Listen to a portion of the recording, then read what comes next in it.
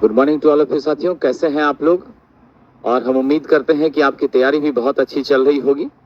हाँ, एक बहुत अच्छी खबर आपके लिए आई है, मैं उसके बारे में चर्चा कर दूं कि आज के अखबारों में कुछ न्यूज़ आपने देखा होगा और ये न्यूज़ जल्दी से वायरल हो रहा है, लेकिन न्यूज़ की सच्चाई को जाने बिना हम लोग अफवाहों पर ज़्यादा चले जाते हैं। हेडिंग लिख दिया गया कि बीएसपीएससी की भर्ती अटक गई, बीएसपीएससी की भर्ती अब रुक गई, फिर करना होगा इंतजार, अब क्या होगा छात्रों के साथ।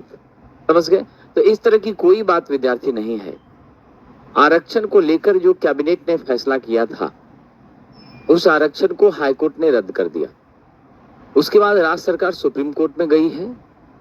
तो ऑन बिहाफ ऑफ दैट, इस डिसीजन के आधार पर थोड़े से कुछ जातियों को जो अलग अलग कैटेगरी में चेंज किया गया था, तो उनको पुनः परिवर्तित किया गया है। इस परिवर्तन से जो जाति की अपनी कैटेगरियां हैं उसमें थोड़ा सा फर्क पड़ा है, और उस फर्क पड़ने के कारण जो इंफॉर्मेशन है वो सुटेबल इंफॉर्मेशन अब नए तरीके से मिसमैच हो रहा है, इसलिए जो चीजें हैं वो आपके बीच आ रही हैं। तो इसका ये कहने का तात्पर्य है कि अभी जब तक ऑफिशियल नोटिस नहीं आता है बीएसपीएससी की तरफ से, तब तक पहली बात कि आप बहुत ज्यादा इस पर फोकस नहीं करें। दूसरी नंबर पर, अगर ऑफिशियल नोटिस आता भी है तो वो ऑफिशियल नोटिस आपके वैकेंसी की कैंसिल होने का नहीं है। वो ऑफिशियल नोटिस इस बात के बाबत है, इस बात के रिगार्डिंग है कि जिन बच्चों ने फॉर्म अप्लाई कर दिया उसे अब कुछ नहीं करना है। अगर कोई और छात्र अप्लाई करना चाहते हैं तो वो नई कैटेगरी के प्रावधान के हिसाब से फॉर्म को अप्लाई कर सकते हैं।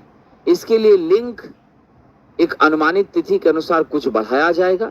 जैसे आपका 19 तारीख लास्ट डेट था, फॉर्म का लिंक हट चुका है। नेचुरल सी बात है, जब हमारा फॉर्म का लास्ट डेट होता है तो लिंक तो हट ही जाता है। तो लिंक वही हट गया। अब लिंक हट गया, विभाग अपने तरफ से ऑफिशियल नोटिस जारी करेगा। उस ऑफिशियल नोटिस के बाद फिर वह सूचित करेगा कि हम 10 दिन 15 दिन और एक्सटेंशन कर रहे हैं फॉर्म भरने का। जिन बच्चों की जाति बदली है उसके लिए वो क्या करेगा, हो सकता है उन बच्चों को सेम रजिस्ट्रेशन पर पोर्टल खोल दे और वो छात्र वहां पोर्टल पर अपने जाति के कॉलम को बदल सके। अगर वो ओबीसी में आ गया है, ईबीसी में आ गया है या एससी में आ गया है, तो वो अपनी कैटेगरी को उस हिसाब से परिवर्तित कर ले। थोड़ी सीट मैट्रिक्स में परिवर्तन हो सकता है, जनरल की सीटें थोड़ी सी हो सकती है बढ़ जाए, बस ये छोटी सी बात है। समझ गए। हाँ, इसका ये परिणाम होगा कि आपकी परीक्षाएं जो हैं, हो सकता है 10 से 15 दिन का एक्सटेंशन मिल जाए, यानी आपकी सितंबर में न हो लेकिन अक्टूबर में निश्चित रूप से हो जाए। तो बस इतना ही परिवर्तन है, इसीलिए आप इसको बिल्कुल माइंड में क्या करेंगे, इस तरह की किसी अफवाहों को पनपने ना दें और अपनी तैयारी पर फोकस रखें साथियों, और बैलेंस स्टडी करें ताकि आपका दूसरे एग्जामिनेशंस, खास करके एएलपी का सीबीटी 1 जो है वह भी आपका सितंबर अक्टूबर के आसपास संभावना है कि होनी चाहिए। तो आप बैलेंस लेकर चलें ताकि आप दोनों परीक्षाओं में बेहतर कर सकें। ठीक है, इसीलिए बिल्कुल भी परेशान नहीं होना है और अपनी पढ़ाई पर निश्चित रूप से फोकस करना है।